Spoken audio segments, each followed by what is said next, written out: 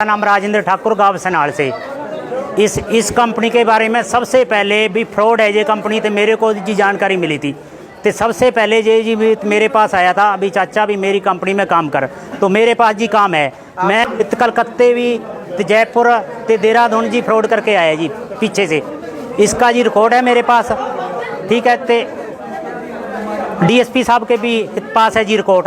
तो पीछे से भी कार्रवाई हुई थी जी इस पर, तो 5-6 लाख रुपए जी देना था इसने जी कलकत्ते वालों का, वो जी लेके गए। एफआईआर दर्ज है जी थाने के अंदर। तो जब जी दोबारा पुलिस आई, तो जब भी जे जी लोगों में जी गलत प्रचार कर देता है भी अपना काम पक्के में है, भी पैसा लगाओ तुम्हें कोई भी चिंता नहीं है। जब जी इसकी सूचना जी मेरे को मिली, तो मैंने इस मुद्दे को गंभीरता से लिया और मैंने जनता को बताया। तो जनता को भी तो मेरे पे जी विश्वास नहीं हुआ। तो जब जी हैं जी जय जी बेबुनियादी जी आरोप लगा रहे हैं मेरे पे, बिल्कुल सरासर झूठ है जी। इसकी इनके पास जब वीडियो कोई गवाह हो तो पेश करें जी, ठीक है जी। और जब मैंने इसकी जांच मांगी तो मेरे को धमकी दी जाती है फ़ोन पे, और तो मेरे परिवार को भी धमकाया जाता है। रास्ते में मेरे को जी रोक के जी धमकी दी जाती है। तो कोई तो बंदा कहता है जी कि 2-3 दिन में जी पटाखा पा देंगे इस बंदे का जी। मेरे को जी खतरा है, तो मैं जी जनता के साथ हूँ जी, जनता का पैसा दिलाना चाहता हूँ। मैंने अपना पैसा लड़ाई झगड़ा कर करके ले लिया इनसे जी। जब मेरी छोटी अमाउंट थी, तो जब जी मैंने जनता के अंदर जी इस तरह का जी प्रचार कर दिया भी पैसा भी पुलिस को जी पैसा चढ़ाया जा रहा है भी। पुलिस के पास जब मैं जी कार्रवाई लिखाने गया, तब पुलिस ने मेरी एफआईआर दर्ज नहीं की। मैंने वो भी 23 जनवरी की बात है जी, 26 दिसंबर से इस मुद्दे को मैं जी लेके चल रहा हूँ जी। बहुत लंबा टाइम हो गया, अभी तक कोई कार्रवाई नहीं हुई और कोई भी एक टीम का सदस्य इसका उठाया नहीं गया अभी तक पूछताछ के लिए जी। तो जब जी मैंने सीएम विंडो में भी दी थी, आईजी साहब को भी दी थी, एसडीएम साहब को भी दी है, एसएचओ साहब को भी दी है।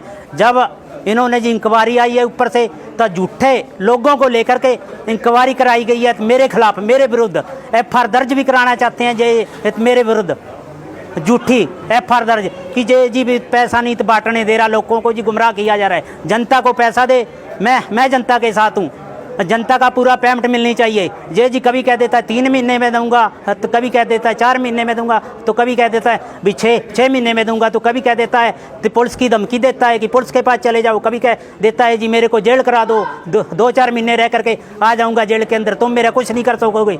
तो मेरे को भी जी धमकी दी जाती है फ़ोन पे, और मेरे को कार्रवाई रोकने की भी धमकी दी जाती है। भैया आप एक बार समझौते पे आओ तो कार्रवाई रोको, भी जनता का पैसा हम जब देंगे, भी आप एप्लीकेशन पहले वापस लो। मैं जी एप्लीकेशन जी बाद में वापस लूँगा, पहले जनता का पैसा दिलाया जाए, जनता को पैसा दिया जाए।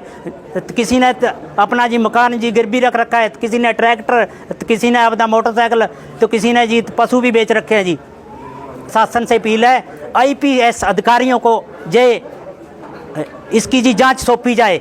एसएचओ एसआई इनके जी बस का काम नहीं है जी। आईपीएस अधिकारी सीबीआई को और इनकम टैक्स की रेड पड़े इन पे जी। इनकम टैक्स के बिना जी खुले में लेन देन करते हैं जी। 30 लाख से लेके 1 करोड़ का हर रोज होता है इस कंपनी में लेन देन जी, कैश टू कैश। और जो भी है इसका पलंदा मेरे पास सबूत के साथ है जी। हाँ जी, कॉल डिटेल और व्हाट्सअप कॉल इनकी होती हैं जी, जो भी व्हाट्सअप कॉल भी देखी जाए जी, पूरी जांच की जाए जी। इस कंपनी के अंदर कई बाहर के लोग जी मिले हुए हैं, जो जी लोगों का पैसा हड़पना चाहते हैं इसके थ्रू।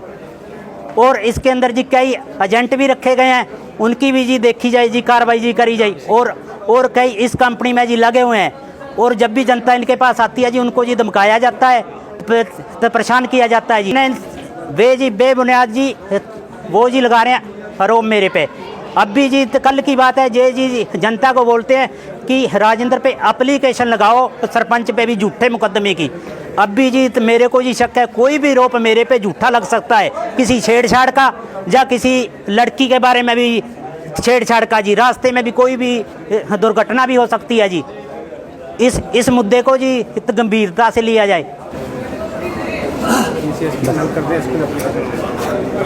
मैं जी प्रशासन से, बड़े अधिकारियों से, आईपीएस जैसे एसपी हुए, उनसे जी मांग करता हूं कि इस मुद्दे को आप लें, इसकी जी गंभीरता से जांच करें। धन्यवाद। ਜੀ ਪਿੰਡ ਮੇਰਾ ਸਨਾਲ ਹੈ ਜੀ, ਜਾਤੀ ਕੰਬੋਜ ਹੈ ਜੀ। ਸ਼ੁਰੂ ਤੋਂ ਜਦੋਂ ਸੁਖਦੇਵ ਸਿੰਘ ਇੱਥੇ ਪਿੰਡ 'ਚ ਆਇਆ ਹੈ, ਉਦੋਂ ਸੁਖਦੇਵ ਸਿੰਘ ਇਹ ਗੱਲ ਕਹਿ ਰਿਹਾ ਪਿੰਡ ਵਾਲਿਆਂ ਨੂੰ ਵੀ ਮੇਰੇ ਨਾਲ ਜੁੜੋ, ਤੁਸੀਂ ਮੇਰੇ ਨਾਲ ਜੁੜੋ, ਮੈਂ ਤੁਹਾਡਾ ਸਹਿਯੋਗ ਲੈਣਾ ਚਾਹੁੰਦਾ, ਮੈਂ ਪਿੰਡ ਦਾ ਵਿਕਾਸ ਕਰਾਉਣਾ ਚਾਹੁੰਦਾ, ਮੈਂ ਪਿੰਡ ਨੂੰ ਅੱਗੇ ਲਿਆਉਣਾ ਚਾਹੁੰਦਾ। ਜੇ 25 ਸਾਲ ਪਿੱਛੇ ਹੈ ਤਾਂ ਮੈਂ ਪਿੰਡ ਨੂੰ ਅੱਗੇ ਲਿਆਉਣਾ ਚਾਹੁੰਦਾ। ਉਸ ਰਾਹੀਂ ਸਾਰੇ ਪਿੰਡ ਦੇ ਬੰਦੇ ਉਹਦੇ ਨਾਲ ਜੁੜ ਗਏ। ਜਾਣੀ ਕਿ ਉਹ ਕਹਿੰਦਾ ਮੈਂ ਪੈਸਾ ਤੁਹਾਡਾ ਇਨਵੈਸਟ ਕਰੂੰਗਾ, ਤੁਹਾਡਾ ਪੈਸਾ ਡਬਲ 'ਚ ਦੇਊਂਗਾ ਤੁਹਾਨੂੰ ਪੈਸਾ। ਮਹੀਨੇ ਦੇ ਵਿੱਚ ਤੁਸੀਂ ਮਹੀਨੇ ਦੇ ਪੈਸੇ ਲਾਓਗੇ, ਜਾਣੀ ਕਿ ਲੱਖ ਲਾਓਗੇ ਤਾਂ ਤੁਹਾਨੂੰ 2 ਲੱਖ ਰੁਪਇਆ ਮਿਲੂਗਾ।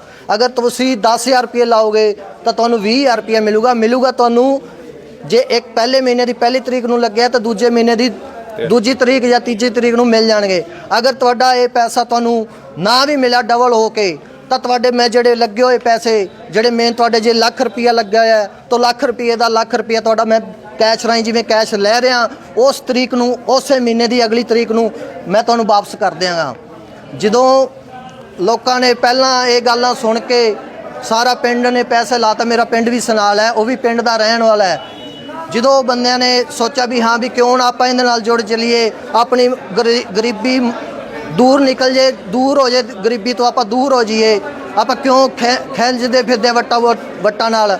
ਤਾਂ ਲੋਕਾਂ ਨੇ ਕੀ ਕਰਿਆ, ਉਹਦਾ ਸਾਥ ਦੇਣਾ ਸ਼ੁਰੂ ਕਰਤਾ ਉਹਦਾ ਸਾਥ ਦੇਣਾ।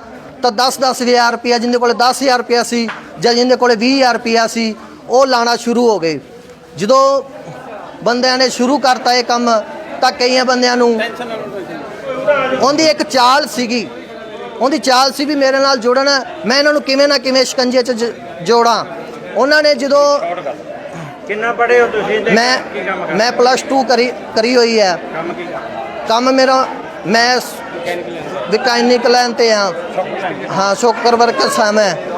ਹਾਂਜੀ, ਜਦੋਂ ਬੰਦਿਆਂ ਨੂੰ 1-2 ਮਹੀਨੇ ਉਹਨਾਂ ਨੇ ਵਧੀਆ ਕੰਮ ਚਲਾਇਆ, ਹਾਂ ਵੀ ਗਰੀਬ ਜਨਤਾ ਦਾ ਵਧੀਆ, ਉਹਨੇ ਕਈਆਂ ਨੂੰ ਹਾਂ ਵੀ ਦੇਣ ਲੱਗ ਗਿਆ, ਵੀ 10 ਤੇ 20 ਦੇ ਤੇ ਲੋਕ ਨਾ ਹੋਰ ਵੀ ਜ਼ਿਆਦਾ ਜੁੜ ਗਏ ਉਹਦੇ ਨਾਲ।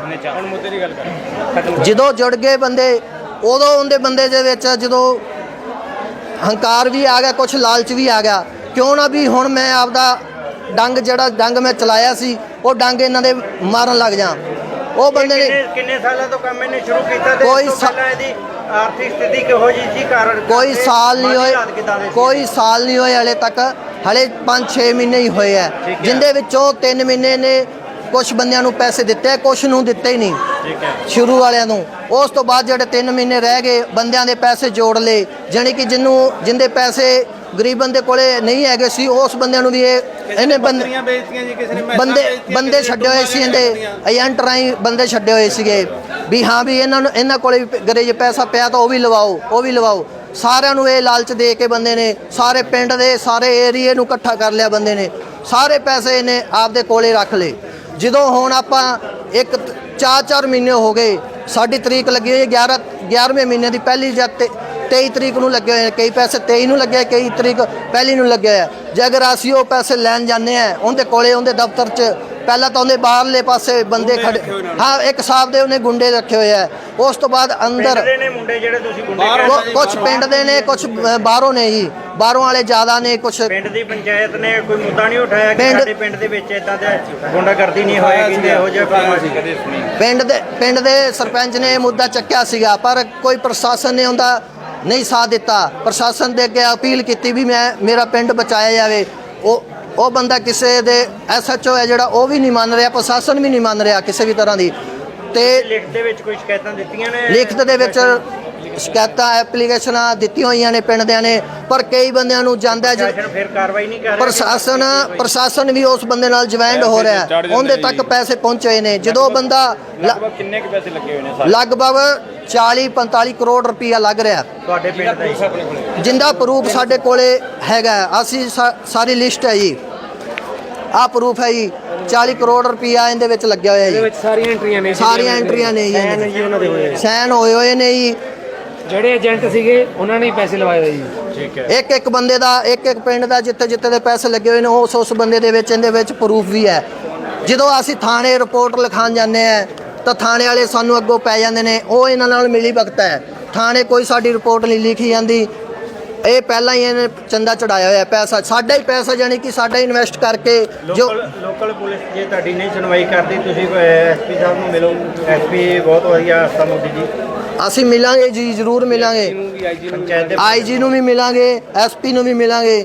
ਜਿਹੜਾ ਜਿੱਥੇ ਵੀ ਸਾਡੀ ਜੇ ਅਨਿਲ ਵਿਜੇ ਤੱਕ ਵੀ ਜਾਵਾਂਗੇ ਅਸੀਂ ਆਪਦੇ ਪੈਸੇ ਲੈਣ ਵਾਸਤੇ। ਅਸੀਂ ਆਪਦਾ ਹੱਕ ਮੰਗ ਰਹੇ ਹਾਂ, ਅਸੀਂ ਇਹਦੇ ਤੋਂ ਡਬਲ ਨਹੀਂ ਮੰਗ ਰਹੇ, ਅਸੀਂ ਆਪਦਾ ਹੱਕ ਮੰਗ ਰਹੇ ਹਾਂ। ਸਾਡੇ ਗਰੀਬ ਬੰਦੇ ਆ ਸਾਰਿਆਂ ਦੇ ਪੈਸੇ ਲੱਗੇ ਹੋਏ ਆ ਜੀ, ਸਾਰੇ ਗਰੀਬ ਬੰਦਾ, ਸਾਡਾ ਸਾਰਾ ਪਰਿਵਾਰ ਇੱਕ ਪਿੰਡ ਦਾ ਜਿਹੜਾ ਪਿੰਡ ਹੈ ਨਾ, ਸਾਡਾ ਗਰੀਬ ਪਰਿਵਾਰ ਹੈ ਜੀ। 40-45 ਕਰੋੜ ਕੱਲਾ ਤੁਹਾਡੇ ਪਿੰਡ ਦਾ ਹੀ ਆ? ਨਹੀਂ, ਸਾਡੇ ਪਿੰਡ ਦਾ 40-45 ਕਰੋੜ ਨਹੀਂ, ਸਾਰੇ ਏਰੀਏ ਦਾ ਹੈ ਜੀ, ਜਿੱਥੋਂ ਦਾ ਇਹ ਪੈਸਾ ਲੱਗਿਆ ਹੈ। ਅਸੀਂ ਇਹ ਅਪੀਲ ਕਰਦੇ ਹਾਂ ਜੀ ਵੀ ਸਾਡੇ ਪੈਸੇ ਜਿਹੜੇ ਸਾਡੇ ਆਪਦੇ ਨੇ ਜੀ, ਜਿੰਦਾ 20,000 ਹੈ 20,000 ਰੁਪਇਆ, ਜਿੰਦਾ 40,000 ਹੈ 40,000 ਰੁਪਇਆ, ਉਹ ਸਾਡੇ ਖੁਦ ਦੇ ਪੈਸੇ, ਅਸੀਂ ਖੁਦ ਦੇ ਪੈਸੇ ਲੈਣਾ ਚਾਹੁੰਦੇ ਹਾਂ। ਤੇ ਸਾਨੂੰ ਕਈ ਬੰਦੇ ਕਿਰਪਾਨਾਂ ਕੱਢ ਕੇ ਦਿਖਾ ਦਿੰਦੇ ਨੇ ਜਾਂ ਕਿਵੇਂ ਵੀ ਅਗਲੇ ਰੋਲਾ ਜਿਹਾ ਪੈਦਾ ਕਰਕੇ, ਜਿੰਦੇ ਸਾਡੇ ਕੋਲੇ ਪ੍ਰੂਫ ਵੀ ਹੈਗਾ ਕਿਰਪਾਨਾਂ ਦਾ, ਜਿਹੜੇ ਉਹਨਾਂ ਕੋਲੇ ਹਥਿਆਰ ਨੇ ਉਹਨਾਂ ਦਾ ਵੀ ਪ੍ਰੂਫ ਹੈਗਾ ਸਾਡੇ ਕੋਲੇ। ਹਾਂਜੀ, ਪਹਿਲੇ ਮਹੀਨੇ ਦੀ 2 ਤਰੀਕ ਨੂੰ ਲਾਏ ਸੀ 50,000 ਰੁਪਇਆ। ਪਿੰਡ ਕਿਹੜਾ ਤੁਹਾਡਾ? ਸਨਾਲ। ਠੀਕ ਹੈ। 50,000 ਕਿਹਨੂੰ ਦਿੱਤਾ ਤੁਸੀਂ? ਡਾਕਟਰ ਨੂੰ। ਕੌਣ ਹੈ ਡਾਕਟਰ? ਸੁਖਦੇਵ ਡਾਕਟਰ। ਕਿੱਥੋਂ ਦਾ ਹੈ? ਸਨਾਲ ਦਾ ਹੀ ਹੈ ਜੀ। ਉਹਦੇ ਪਿਤਾ ਦਾ ਕੀ ਨਾਮ ਹੈ? ਸੀਸਪਾਲ ਸਿੰਘ। ਤੇ ਉਹ ਕੋਈ ਬੈਂਕ ਦੇ ਵਿੱਚ ਲੱਗਾ ਸੀ ਜਾਂ ਕਿੱਥੇ ਸੀ? ਉਹ ਕੰਪਨੀ ਬਣਾਈ ਹੈ ਜੀ, ਉਹਨਾਂ ਨੇ ਕਹਿੰਦੇ ਦੁੱਗਣੇ ਪੈਸੇ ਦੇਵਾਂਗੇ। ਠੀਕ ਹੈ। ਪਹਿਲਾਂ ਕਿਸੇ ਦੇ ਦਿੱਤੇ ਆ ਜਿਹੜਾ ਤੁਸੀਂ ਲਾਦੇ ਆ? ਪਹਿਲਾਂ ਚੱਲੀ ਗਿਆ ਜੀ, ਕਈ ਮਹੀਨੇ ਹੋ ਗਏ ਚੱਲਦੇ ਨੂੰ ਕੰਮ। ਠੀਕ ਹੈ। ਤੇ ਹੁਣ ਕੀ ਸਾਨੂੰ ਕਹਿ ਰਿਹਾ ਹੈ? ਬਸ ਵੜਨ ਨਹੀਂ ਦਿੰਦਾ, ਅੰਦਰ ਦਊਗਾ ਕੌਣ ਜੀ? ਦਫ਼ਤਰ 'ਚ ਹੀ ਨਹੀਂ ਵੜਨ ਦਿੰਦੇ ਜੀ। ਤੁਹਾਡੇ ਕੋਲ ਕੋਈ ਲਿਖਤ ਹੈਗੀ ਆ ਜਾਂ? ਹੈਗਾ ਜੀ, ਹੈਗਾ, ਸਾਰਾ ਕੁਝ ਹੈ। ਕੀ ਲਿਖ ਕੇ ਦਿੱਤਾ ਸੀ ਜਾਂ ਚੈੱਕ ਦੁਆਰਾ ਦਿੱਤੇ ਜਾਂ ਖਾਤੇ 'ਚ ਪਾਈ ਸੀ? ਨਹੀਂ, ਕੈਸ਼ ਦਿੱਤਾ, ਰਸੀਦ ਹੈਗੀ ਹੈ ਜੀ। ਰਸੀਦ ਦਿੱਤੀ ਆ? ਹਾਂ, ਰਸੀਦ ਦਿਖਾਓ। ਹਾਂਜੀ, ਹੈਗਾ ਜੀ, ਸਾਰਾ ਕੁਝ ਹੈਗਾ। ਠੀਕ ਹੈ। ਹਾਂ ਜੀ। ਹੋਰ ਕਿਹਦੇ ਪੈਸੇ ਨੇ? ਮੇਰਾ ਜੀ ਪੂਰਨ ਚੰਦ ਨਾਂ ਹੈ ਜੀ। ਮੈਨੂੰ ਇੱਥੇ ਪਿੰਡ 'ਚ ਪਤਾ ਲੱਗਿਆ, ਅਸੀਂ ਬਾਹਰ ਢਾਣੀ 'ਚ ਰਹਿੰਦੇ ਹਾਂ ਜੀ। ਢਾਣੀ 'ਚ ਕਈ ਮਹੀਨਿਆਂ ਬਾਅਦ ਸਾਨੂੰ ਪਤਾ ਲੱਗ ਜਾਂਦਾ ਜੀ ਇਹ ਡਬਲ ਪੈਸੇ ਦਿੰਦਾ ਹੈ। ਸਾਨੂੰ ਬੰਦੇ ਉੱਥੇ ਘਰੇ ਭੇਜ ਕੇ ਇਹਨੇ ਪੈਸੇ ਲੈ ਕੇ ਸਾਥੋਂ 3 ਲੱਖ ਰੁਪਈਆ ਲਵਾ ਲਿਆ ਜੀ। ਹੁਣ ਜੇ ਲੈਣ ਉਹਨਾਂ ਦੇ ਜੀ ਇਹੋ ਜਿਹੇ ਮੁੰਡੇ ਰੱਖ ਰੱਖੇ ਨੇ ਤਲਵਾਰਾਂ ਵਾਲੇ, ਗੇਟ ਦੇ ਵਿੱਚ ਇਹੋ ਜਿਹੇ ਮੁੰਡੇ ਨੇ ਇਹਦੇ 15-20 ਰੱਖ ਰੱਖੇ ਨੇ, ਸਾਨੂੰ ਅੰਦਰ ਵੀ ਨਹੀਂ ਜਾਣ ਦਿੰਦੇ ਜੀ ਉਹ। ਤਲਵਾਰਾਂ ਵਾਲੇ? ਹਾਂ, ਤਲਵਾਰਾਂ ਵਾਲੇ ਜੀ, ਸਾਡੇ ਕੋਲ ਉਹ ਵੀ ਪ੍ਰੂਫ ਹੈਗਾ ਜੀ। ਧਮਕੀਆਂ ਦਿੰਦਾ ਵੀ ਕੋਈ ਡਰਦਾ ਮਾਰਾ ਇੱਥੇ ਆਵੇ ਨਾ ਪੈਸੇ ਲੈਣ ਬਸ। ਠੀਕ ਹੈ। ਹਾਂ ਜੀ, ਤੇ ਤੁਸੀਂ ਦਿੱਤੀ ਹੈ ਜੀ। ਢਵਾਣੇ ਦੇ ਰੱਖੀ ਦਰਖਾਸਤ, ਅਸੀਂ ਰਤੀਏ ਵੀ ਦੇ ਰੱਖੀ ਹੈ ਜੀ, ਕੋਈ ਸੁਣਾਈ ਨਹੀਂ ਹੋਈ ਜੀ ਅਜੇ ਤੱਕ। ਪਿੰਡ ਤੁਹਾਡਾ ਸਨਾਲ ਆ ਤੇ ਦਰਖਾਸਤ ਢਵਾਣੀ ਕਿਉਂ ਦਿੱਤੀ ਆ? ਉਹ ਜੀ ਰਤੀਏ ਵੀ ਦਿੱਤੀ ਹੈ ਜੀ, ਇੱਕ ਉੱਥੇ ਕ੍ਰਾਈਮ ਬ੍ਰਾਂਚ 'ਚ ਦਿੱਤੀ ਹੈ ਜੀ। ਕ੍ਰਾਈਮ ਬ੍ਰਾਂਚ ਢਵਾਣਾ ਜੀ। ਕਿੰਨੇ ਦਿਨ ਹੋ ਗਏ ਦਿੱਤੀ ਨੂੰ ਦਰਖਾਸਤ? ਅੱਜ ਹੋ ਗਏ ਜੀ 8-9 ਦਿਨ ਹੋ ਗਏ। ਤੇ ਪ੍ਰਸ਼ਾਸਨ ਨੇ ਕੀ ਕਿਹਾ ਜਿਨ੍ਹਾਂ ਅਧਿਕਾਰੀਆਂ ਨੂੰ ਦਿੱਤੀ? ਉਹਦੀ ਕੋਈ ਰਿਸੀਵਿੰਗ ਹੈ ਤੁਹਾਡੇ ਕੋਲ? ਸ਼ੀਤ ਹੈ ਜੀ। जब ये स्टार्टिंग की डॉक्टर सुखदेव सिंह ने, मैंने इसी चौपाल में कट किया था भी इसके पास कोई डिग्री नहीं है जी। डिग्री का भी इन्होंने कई आदमियों ने दरख्वास्त लगा रखी है भी अगर डिग्री है तो सबूत करिए। कोई डिग्री नहीं है, कोई कुछ नहीं है जी, फंडेबाजी कर रहा है ये। और जनता के साथ इसने गरीब परिवारों के साथ खिलवाड़ किया है और खिलवाड़ के साथ ना एक ऐसा हादसा कर रहा है ये तलवारों और पिस्तौलों से और कृपानों से। ये हमारे गांव में जी ऐसा व्यवहार नहीं था पहले, आज ये इसने सारा भाईचारा और सारा परिवार खेरू मेरू कर दिया। प्रशासन से भी मैं गया था जी, प्रशासन ये पब्लिक गई थी दरखास्तें लेके, मैं उनके साथ गया था। प्रशासन ने अभी तक कोई कार्रवाई नहीं करी और प्रशासन ने जो थाना रतिया सदर SHO हैं उन्होंने ढवाना में जो एप्लीकेशन थी, दरखास्तें हैं, वो वहाँ कर दी रिकमेंड भाई वहाँ से इंक्वायरी होके फिर मैं पर्चा करूँगा। और जो सुखदेव सिंह है ये जी फर्जी काम कर रहा है। किसी ने मैस बेच दी, किसी ने प्लाट बेच दिया जी, घर बेकार हो गए बेचारे ये गरीब आदमी। ये कहाँ जाएंगे? 6 महीने से हो गया जी, 1 रुपया नहीं किसी को मिल रहा। 1 से लेता है 2 तरीक दे देता है, 2 से लेता है तो 8 तरीक ले लेता है। भाई 8 को मैं पैसे दे दूंगा आपको। 8 भी टप गई जी, 2 भी टप गई, 20 भी टप गई, अब 3 महीने का और टाइम ले रहा है। इसके धमकी हो रही है जी, क्योंकि उसके पास हमारे पास प्रूफ भी है उनके। मैं फोटो जी भी बढ़वा रखी है और उसकी पेंड जी भी बढ़वा रखी है इसने। जो कोई भी भाई जाता है ना गरीब, उसको पहली गल तो जो इन्होंने एजेंट रखे हुए हैं वो अंदर ही नहीं जाने देते। मेरा पैसा लगा है यार, मेरे को मिलना तो दो। आगे धमकी देते, डांग लाठियाँ लेके खड़े हो जाते हैं। अंदर नहीं जान दी। हमारे ये सुरेंद्र सिंह पप्पू है एक, ये गया एक्स सरपंच है पहले, ये गया, इसको घुसने नहीं दिया अंदर। भाई यहाँ एक और आ रहा है दर्शन, उसने धक्का दिया, इसकी लड़ाई तू मैं होगी और कृपानों लाठियाँ ले के गुंडे मंगा लिए इसने। मैं ये चाहता हूँ प्रशासन से, एसपी साहब आस्था मोदी से भी मैं रिक्वेस्ट करता हूँ कि हमारा जो गांव है ये बहुत शरीफ है और गरीब परिवार है। जो हम ग्राम पंचायत सनाल का मैं सरपंच हूँ, ये मेरे साथ पंच भी खड़े हैं मौके के, और मैं ये चाहता हूँ जिनके गरीब परिवार के पैसे लगे हुए हैं ये दिलवाए जाएं, और ये जो गुंडागर्दी है यहाँ, ये मेरी रिक्वेस्ट है आस्था मोदी से और ये सदर एसएचओ रतिया से, राजवीर से भी, ये जो है ना कार्रवाई इनके खिलाफ जो कार्रवाई बनती है वो करे, और ये गुंडागर्दी ना फैलाई जाए, और इनके जो पैसे हैं गरीब परिवार के, ये पैसे दिलवाए जाएं।